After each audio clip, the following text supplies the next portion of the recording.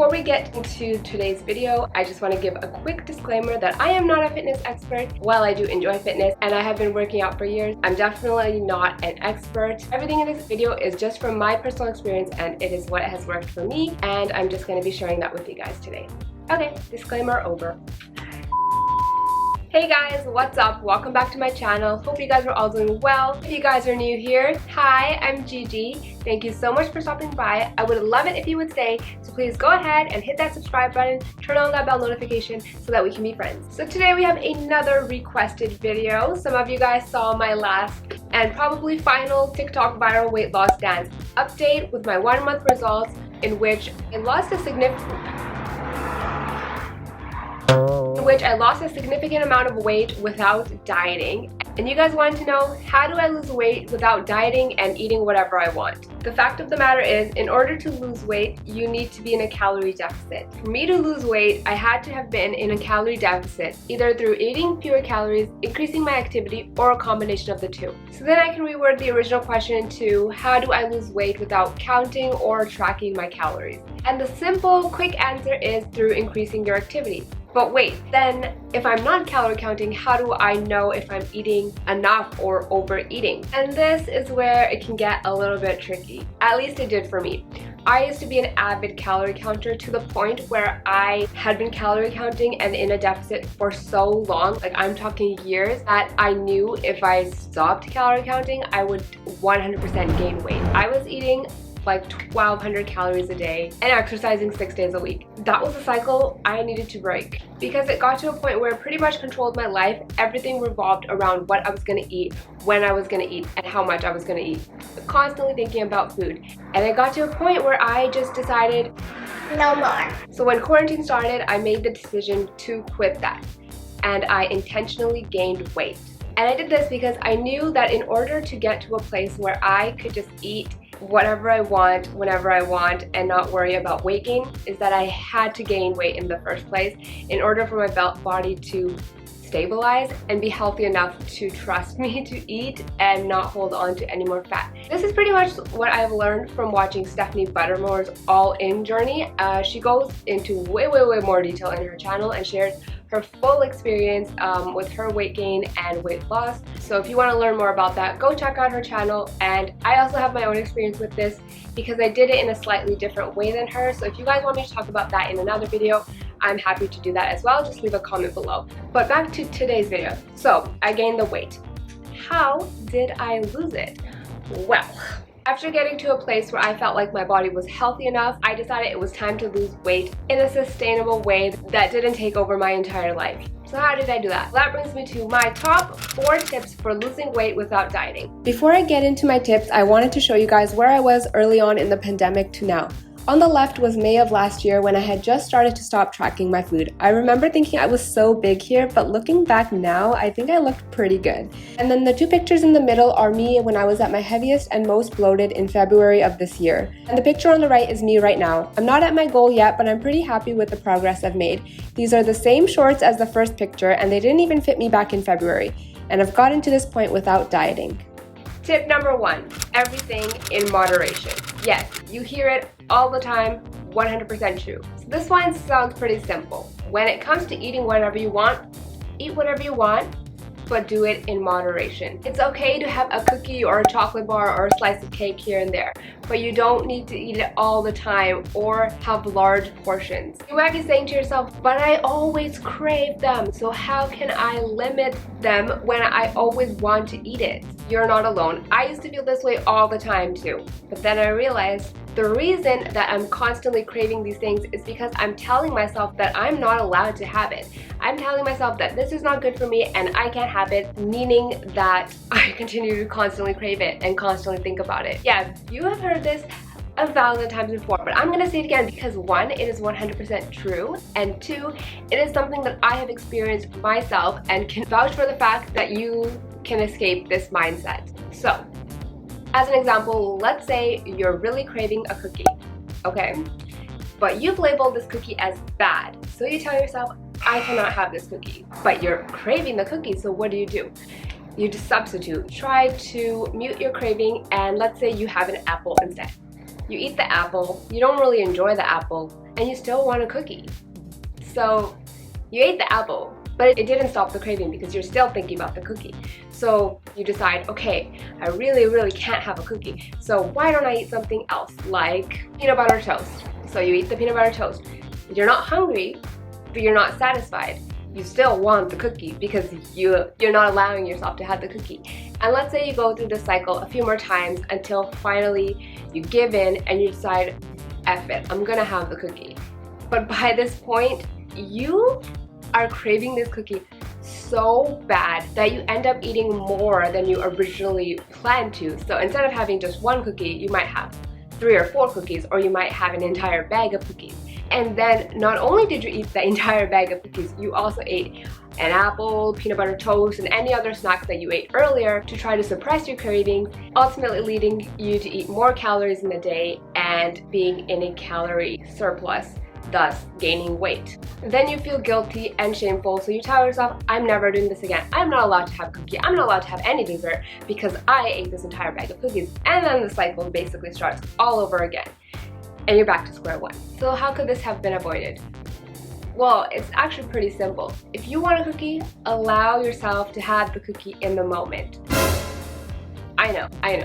Sounds crazy because you might be thinking, well, if I allow myself to have the cookie in the moment, I'm gonna eat all the cookies. Like, that's impossible. I'm still gonna eat all the cookies. I promise you, you won't. If you just have the cookie when you want it, or whatever dessert it is, or treat, or whatever, you will satisfy the craving right then and there, and you wouldn't have also added on the additional calories of all the other snacks that you tried to eat to compensate for not being able to eat the cookie. So you're already eating fewer calories than you would have had you continued to try suppressing the craving. But if you just satisfy your craving right away, there is a good chance you're only gonna have 1 or 2 cookies, not the entire bag. Your craving's gonna go away and you can move on with your day. You won't constantly be thinking about that cookie. And you might be thinking to yourself, okay, cool, but that's not gonna work for me. I could never do that. Even if I just allowed myself to have the cookie, I would still overeat. And trust me, I used to be the same way. I used to think these same things. I truly, honestly believed I would eat the entire bag of cookies if I just allowed myself to have a cookie, and I didn't.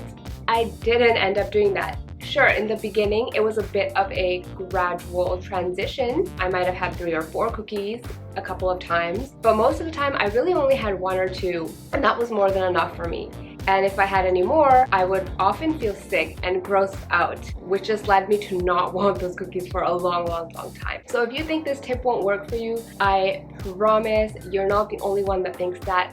I went through the same thing and it works. It worked for me and it will work for you too. Alright, moving on to tip number 2, quality over quantity. What I mean by this is try putting more emphasis on the quality of the food that you're eating rather than the amount of calories in it. For example, average chocolate bar has about 200 to 300 calories. Let's compare that with an apple and a tablespoon of peanut butter. Let's even throw in a hard-boiled egg on the side, okay? An apple is 100 calories.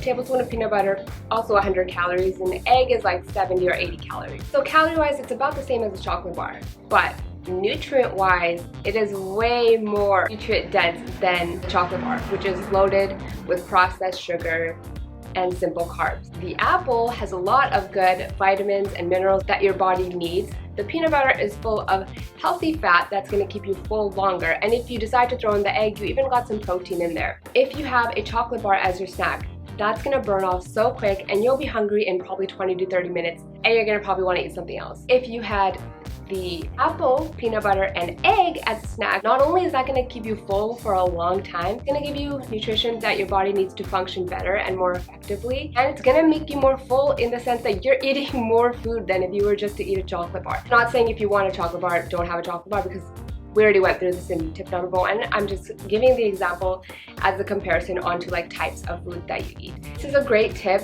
for not worrying about the calories in something and rather putting your attention on like what is the makeup of that food in terms of like what's actually in it and what's gonna benefit my body more. Another thing that I do is I like to make my own more nutritious versions of things that I like to eat when I'm out at home. For example, like burgers, fries, pizza, pancakes. I like to make all of these at home. I'm not saying I never eat out because I do on occasion, but most of the time I make these things at home. I personally think that they taste better because I can make them exactly the way that I like, in a way that is more nutritious. For example, using like multi-grain flatbread or cauliflower crust on my pizza, I can load it up with veggies, I can add the sauce that I want, and I avoid all the greasiness of, let's say, ordering Pizza Hut or something. Same thing with burgers. I can make them in the oven, I can put whatever toppings I want, I can limit the amount of sauce that I put in there. And French fries or sweet potato fries, bake them in the oven, you know, same thing. I eat pancakes literally almost every single day. But it's not pancakes that are loaded with sugar. Instead, eat these protein pancakes. I love these. They're so good and they're really high in protein. They keep me full for so long. There's no sugar added. And I use also this no sugar added syrup. I want to clarify that by no sugar added, I mean that I opt for items that don't have additional sugar added but might still have sugar in them. I don't go for sugar-free or fat-free foods because they are usually loaded with chemicals that are worse for you and can actually aid in weight gain. That satisfies my pancakes craving without all the extra added sugars that I would get at an IHOP or something. And to be honest, over time eating like this, I do not even like regular pancakes anymore. I don't even like ordering pizza out that much. Like if my family's ordering it, I'll eat it, but I preferred the homemade one. Especially early on in quarantine, we were not eating out at all because we were just being extra safe. We were making all our food at home. And I remember the first time that I ordered out, I got these tacos that I loved. I used to love them so much. And when I ate them after months of not eating out, I was disgusted. I hated them. I felt so sick after. I was like, these are so greasy and salty. I can't believe I used to eat this, because my body had pretty much detoxed all of the fast food I was eating before. So now, even when I go out to eat, my preference is to eat something less greasy, less oily, less salty, less sweet, because I just don't enjoy that anymore because my body has adjusted to eating the way that I eat now. Sorry guys, I'm getting a little sweaty. It's a hot day. Got the ring light on my face, but we're gonna keep going. Alright, tip number 3, increase your daily activity. Now, I don't mean you have to start working out. I don't mean you have to start doing hours of cardio. In fact, don't do that. By this, I just mean try to move around more in your everyday life. Go for walks, go for hikes, do stretching, play activities with your friends, you know, play basketball, play soccer, play spike ball, play tennis, whatever it is you like to do. Go swimming if you're able to, if you live near a beach or you have a pool. Just move your body. Like, this is gonna make such a big difference. I honestly think, like, because I am just generally an active person, I like to move around a lot, I fidget a lot, I don't like to sit in one place, I just move a lot. And I also have a jog, which I walk twice a day. So that's so much added activity into my daily routine. I'm not just hitting the gym and then sitting at home for like the rest of the day, burning absolutely no calories. I'm constantly moving and I don't really even have to think about it. It's just like part of my lifestyle. If you incorporate this into your lifestyle, you'll get to a point where you won't really think about it. It'll just be something that you do and probably something that you enjoy. This will ultimately lead to you burning more calories throughout the day and losing weight more easily, or even just maintaining your weight more easily. If you have an office job and can't move around throughout the day as much as you'd like to, trust me, I have been there. Try to just get up like every 20 minutes or so, even just like walking to my camera cutout. Try to get up every 20 minutes or so, like even just walking to the printer or walking to like the end of a hallway and walking back, just to like get your body moving in the slightest ways. Go for a walk on your lunch break. If you are able to walk to work or bike to work, if you are like close enough to do so and the weather permits. Just implement all these small changes into your life. This is a really simple tip to do, but I promise it's gonna make the world of a difference. Tip number 4, my final tip, and probably one of my most important tips. Tip number 4 is add strength training to your routine. By strength training, I mean start lifting weights. Start up slow, it doesn't have to be anything intense, you can always build your way up to it, but this will allow you to build muscle, and as I'm sure most of you guys know by now, but if you don't, muscle is the #1 way to burn fat. You require way more calories to maintain muscle and keep yourself alive than if you didn't have any. This means you can eat more without gaining weight. And it'll also make it easier to lose weight because the more muscle you have and the more you move around in the day, you're gonna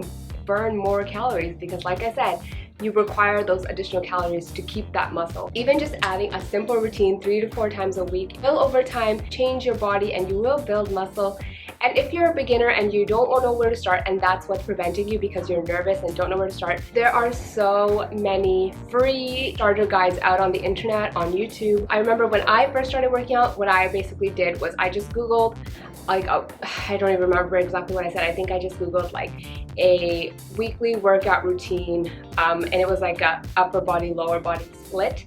And I just followed that for a few weeks. Once you get the hang of it, you can slowly start increasing your weights every week. Once you get comfortable enough, you can even swap out or add new exercises that you just learn from watching videos, reading about it. And eventually you'll get to a place where you feel really comfortable and you can just experiment and play around. And you might even enjoy it.